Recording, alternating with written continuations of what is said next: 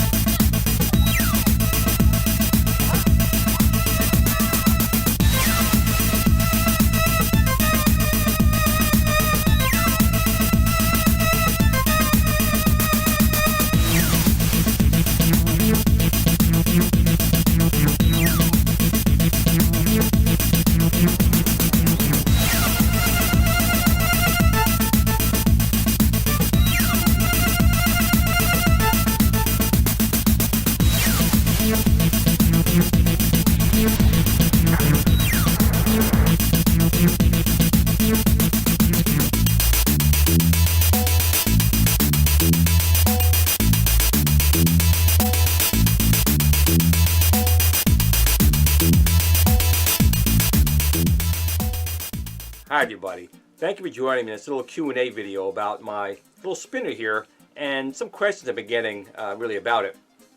Now this is the Glen's Retro Show spinner, and it was originally designed to plug into the Asteroids unit from Arcade1UP. And of course it's also compatible with the 6-in-1 Asteroids Deluxe unit. I'd really like to get one of those. And we made it compatible with a little interface board here with the 12-in-1. This 12-in-1 board lets our spinner and the Arcade1UP trackball to connect at the same time, and you can use it in that machine. Now, when we designed this board, we realized we can make a little USB port on here and allow this devices to connect to a PC, a Mac, or a Raspberry Pi. Now, when we had done this in manufacturing, we didn't think about removing that 8-millisecond delay that is not needed for a Pi, PC, or Mac. Those machines can take the interface direct. So if you were to plug this into a Raspberry Pi, PC, and Mac, will it work? Well, yeah, it'll connect and it will spin, but as you rotate, it'll move. As you rotate, it'll move. There's an 8-millisecond delay that's still in the device. Some people would think it's okay, I guess. I don't, and I don't think that's the way it should be sold or used, and I'm not happy with it. And I basically am like you guys. I want something to be right when I pay money for it. So the manufacturer went back to the drawing board and came out with, well, a version 2. Now this top doesn't come with it. We are making some colored tops that'll be available shortly. They're in production right now to make different colors. But I'm just putting it on here so you know this is version 2, that's version 1. And basically the only difference between this and this is we removed one of the standard settings in here and added a remove all delays. I'm not quite sure which setting we took out just yet, but it's one probably not going to be used very much. It's one of the middle interface settings, not a low setting, not a high setting, more like the mid-ground settings. And when you set it to that, it simply tells the board on here not to encode any delay. As soon as you spin this, send the data right to the machine. So when you have the version 2 spinner going into this little board and then going into a Pi, PC, or Mac, it'll respond instantaneously. You don't need to have a delay. So I'm going to show you real quick the version 2 running here on my 12-in-1 I've converted into a main PC. And we'll see how this one responds. Now I took video before of this and I'll probably edit it into this in the final showing of this. But like I said, this one, it works. I mean, it interfaces with it, but you'll notice there will be a delay in turning it. So you're not going to be able to want to play Tempest, Arcanoid, or any other game with a delay. You want it to be instantaneous. So let's take a look and see how the 12-in-1 works here. Now basically, you're going to take just a small cable here, and just like before, you're going to interface it with your board right here, like so.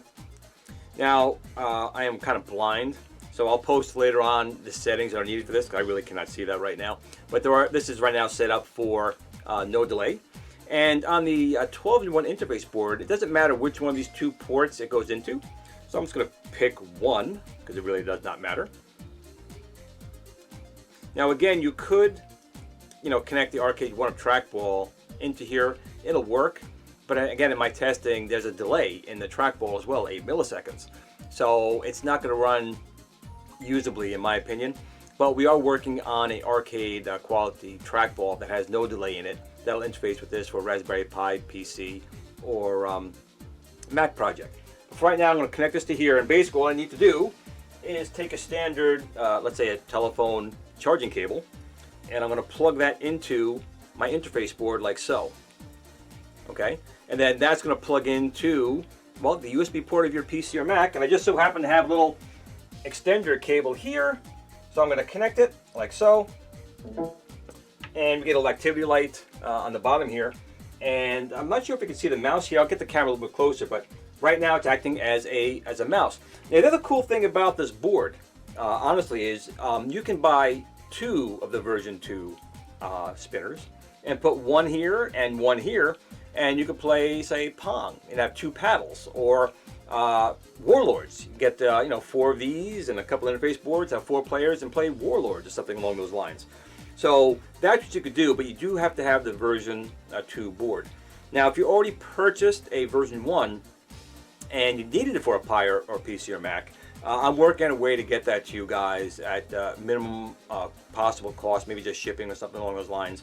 But I want everything to be, again, right for you guys. And so is the manufacturer. I mean, they're an arcade company, and they want you guys to be happy with the product, and so do I. But in any case, let me get the camera a little closer here so you can kind of see how this thing works. Okay, right now I have my arrow, if you can see it on the screen, it's actually right here. And I'm going to put the spinner, if I get the spinner in the shot as well.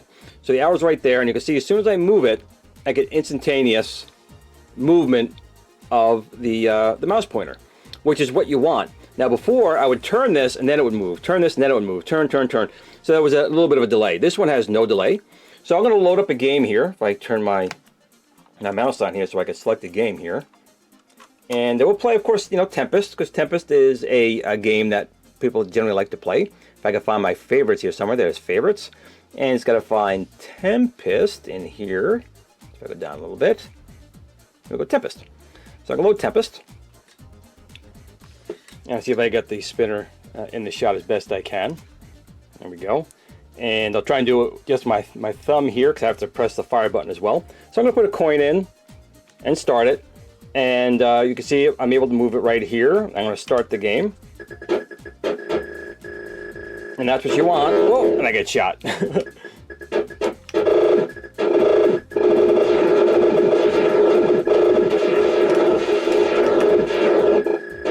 So this is running MAME now. This is not the Arcade1UP board. Running the version 2 spinner and the 12-in-1 USB board. Instantaneous. Right into a spike. Let's try that again. Oh, I gotta kill these guys. Take care of you. I'll take care of you.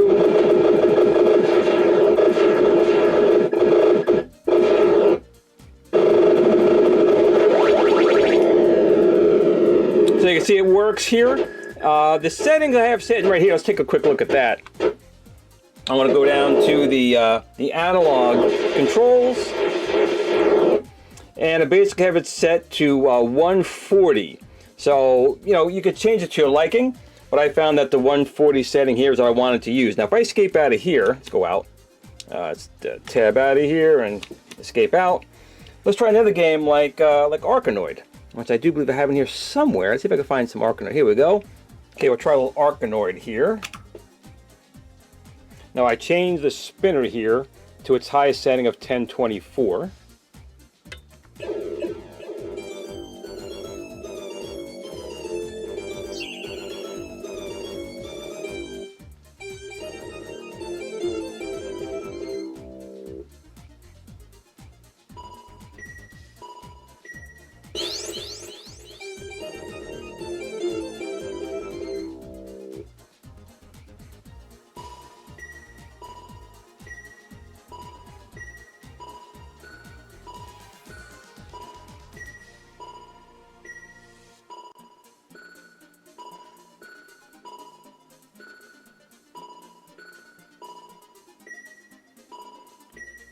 And actually MAME is set to its highest setting as well of 255, which might be too high. But it's very smooth.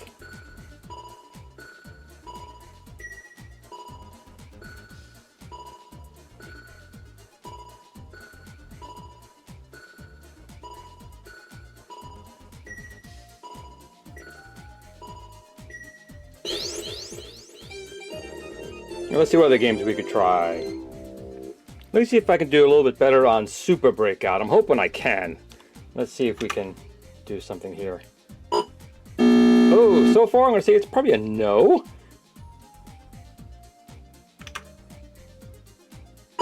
There we go.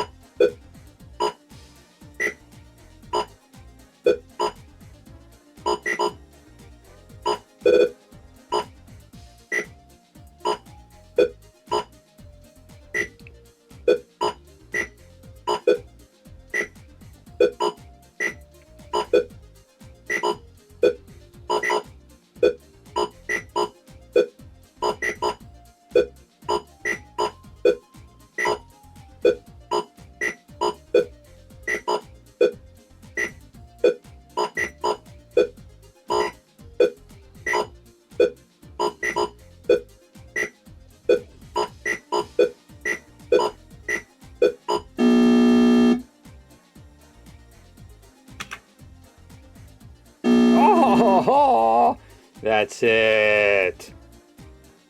Of course, we got to try Cron. Of course, it'll be very difficult to do me holding the spinner and everything else, but I'm going to give it a try. See if I can use one hand to operate the spinner and the other for the joystick and fire button. I'm going to give it a try.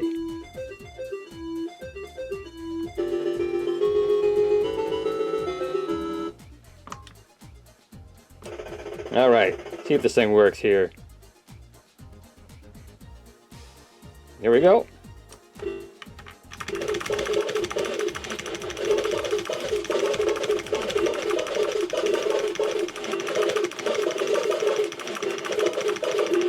Oh, almost made it.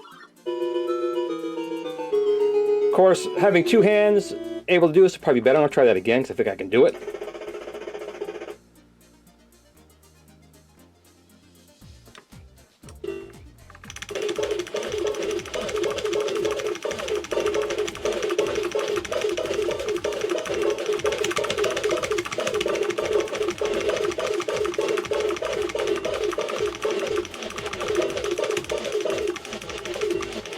Haha!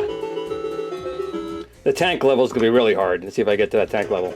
Oh, nope. This one here, I could probably do it.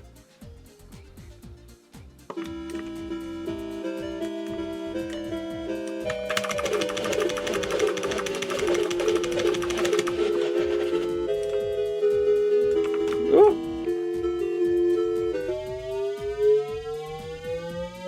Tron away. Alright, this is going to be impossible to move the tank, but I'm going to try it. You can see how well the spinner moves the tank's top, though. Very responsive. Ah, well, I got him. And, of course, light cycles will not use my spinner, but I got to do light cycles regardless.